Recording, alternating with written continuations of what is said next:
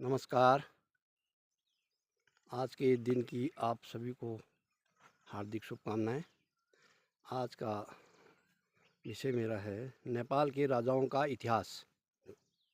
नेपाल के आधुनिकीकरण की शुरुआत पृथ्वीनारायण शाह ने 18वीं सदी में की।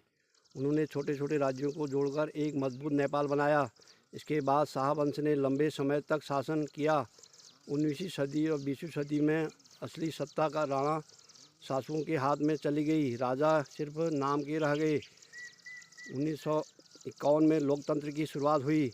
राजा की ताकत कुछ वापस आई। राजा महेंद्र और राजा वीरेंद्र के समय राजशाही और लोकतंत्र साथ साथ चले। 2001 में शाही परिवार की बड़ी घटना के बाद राजा ज्ञानेंद्र राजा बने। 2008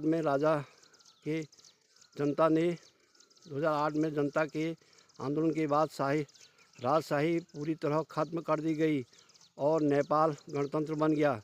लेकिन जनता की मांग और लोकतांत्रिक आंदोलन के कारण अब वहां जनता द्वारा चुनी हुई सरकार चलती है, न कि राजा। आजकल नेपाल में पूर्व प्रधानमंत्री की शर्मा ओली की गिरफ्तारी हाल ही की बड़ी राजनीतिक घटना है। क्या है इसका सच? ओली को 2025 जेनजी आंदोलन में हुई हिंसा के मामले में गिरफ्तार किया गया है।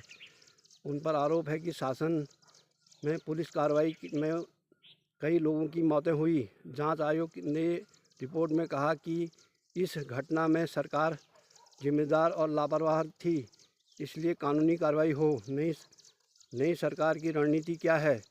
कोई कानून से ऊपर नहीं होगा। पुराने नेताओं को जवाबदेह होना होगा। युवाओं के आंदोलन को न्याय दिलाना। और बड़ा राजनीतिक मतलब क्या है इसका? नेपाल में पुरानी जो राजनीति और नई पीढ़ी की लड़ाई है, भ्रष्टाचार और जवाबदेही का मुद्दा है।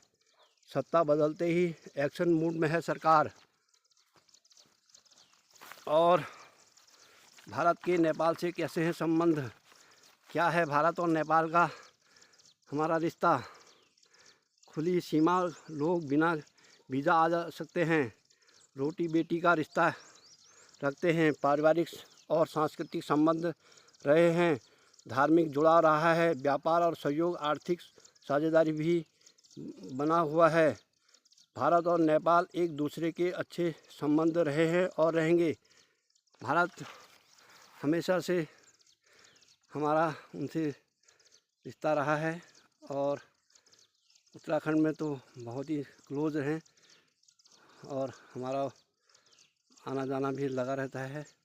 लोग जाते रहते हैं, नज़दीक ही है। मैं भी गया था जब मैं पढ़ता था 12 में, तो हमारा कैंप भी लगा था उधर ही चंपावत। तो थोड़ा वो लोहाघाट से थोड़ा इसी होता है, वहाँ मैं भी गया। तो वहाँ के लोग भी सच्चे और ईमानदार हैं और जैसे पहाड़ के लोग होते हैं वही उनमें भी है। सरल स्वभाव होता है। देखिएगा। और आज की वीडियो को अब यहीं पर मैं समाप्त करूँगा। आप लोग देखिए, ये देखिए।